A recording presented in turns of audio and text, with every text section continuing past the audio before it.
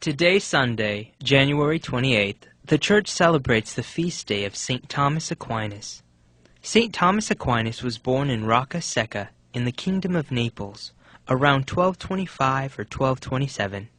He died in Fossa Nuovo on March 7th, 1274. Landulf, his father, was Count of Aquino. Theodora, his mother, Countess of Teano. He was of noble lineage.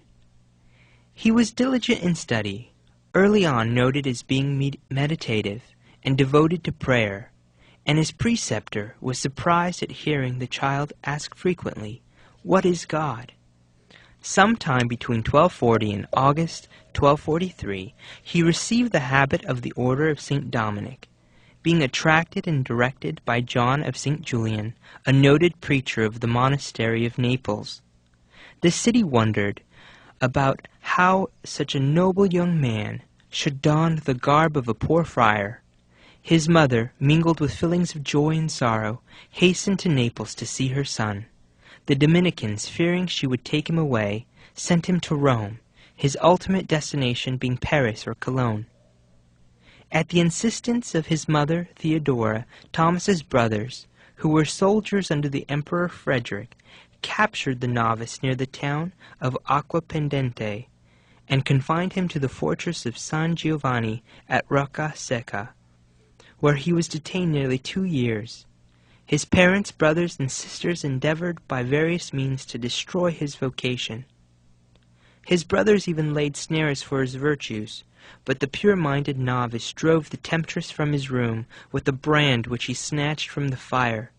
Towards the end of his life, St. Thomas confided to his faithful friend and companion, Reginald of Peperino, the secret of a remarkable consolation received at that time.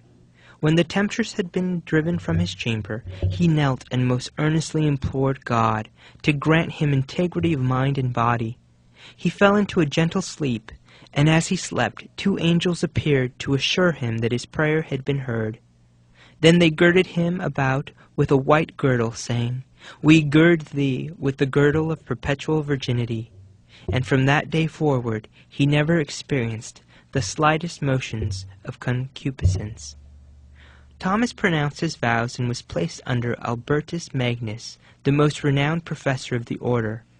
In 1245, Albert was sent to Paris, and Thomas accompanied him as a student. In 1248, both returned to Cologne. During his stay in Cologne, around 1250, he became a priest by the order of Conrad of Holstein, archbishop of that city. St. Thomas was given the degree of Doctor in Theology on October 23, 1257. From this time, St. Thomas' life may be summed up in a few words: praying, preaching, teaching, writing, journeying.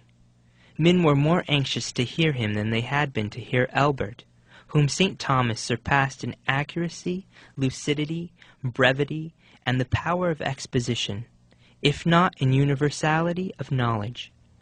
Paris claimed him as her own. The popes wished to have him near them.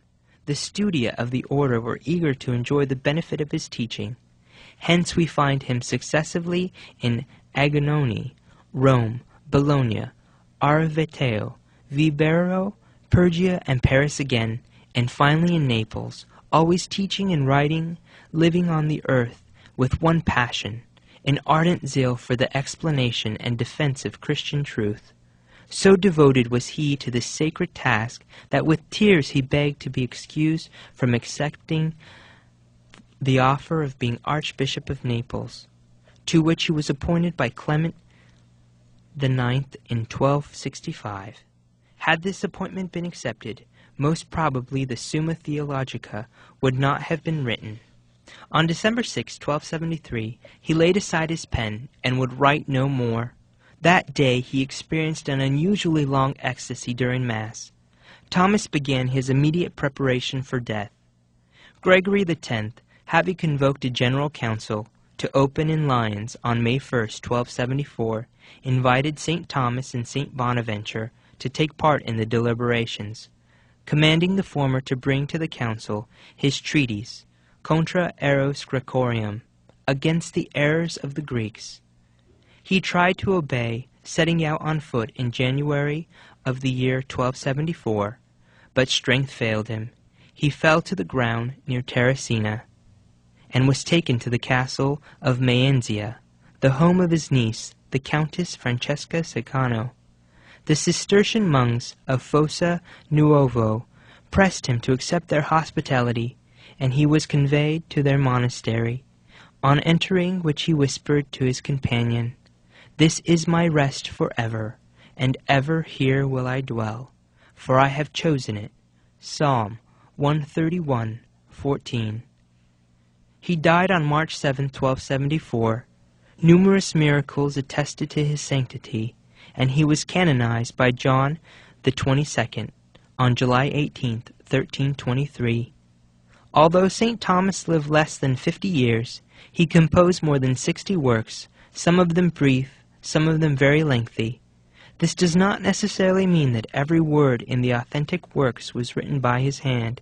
He was assisted by many secretaries, and biographers assure us that he could dictate to several scribes at the same time. The organization of the theological thinking of his Summa Theologica is without a doubt among his greatest intellectual achievements. God of wisdom, instruct me in your ways. Help me to dedicate myself to learning more about faith, so that, like St. Thomas Aquinas, my mind and heart may be united in your love. St. Thomas Aquinas, pray that I may be disciplined in my learning, and that I may find the Lord in my heart. Amen.